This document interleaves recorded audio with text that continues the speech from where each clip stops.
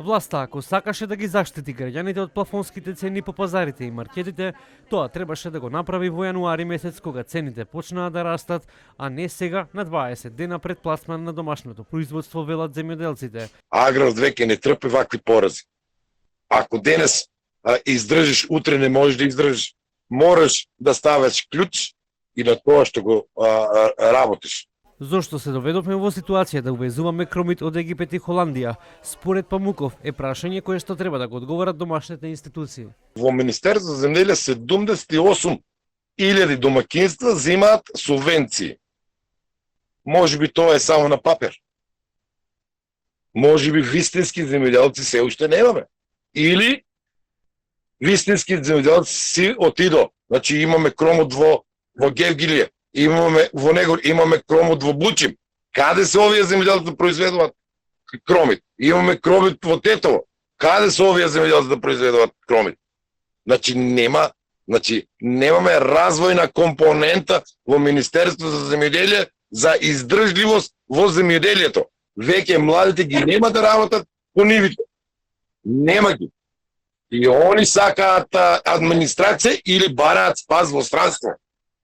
А зошто да не ги задржиме овде младите? Граѓаните се понезадоволни со одлуките за замрзнати цени и се чувствуваат понижени и омаловажени. А овие големите нека земат нашата пензија, нека живеат. Многу тешко, многу тешко.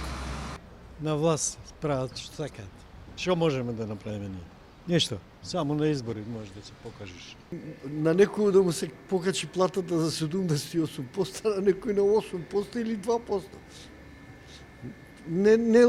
Без никаква логика.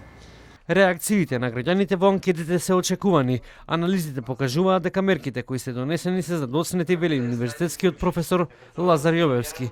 Според професорот Јовевски не се работи на стратешко подобрување на стандардот на живење и на достоинствено живење, особено на работникот.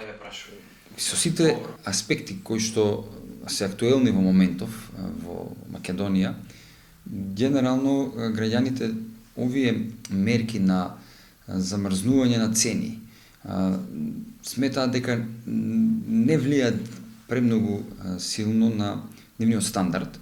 Од друга страна, пазарот на труд ни покажува дека имаме одредени поместувања и генерално вработените не се задоволни од целокупниот амбиент и на работното место, но и во државата. И тоа се некои од причините за незадоволството кое што се јавува помеѓу граѓаните, односно помеѓу вработените, помеѓу работниците. Од влада на ставот дека со замрзнување на цените го штитат грбот на граѓаните.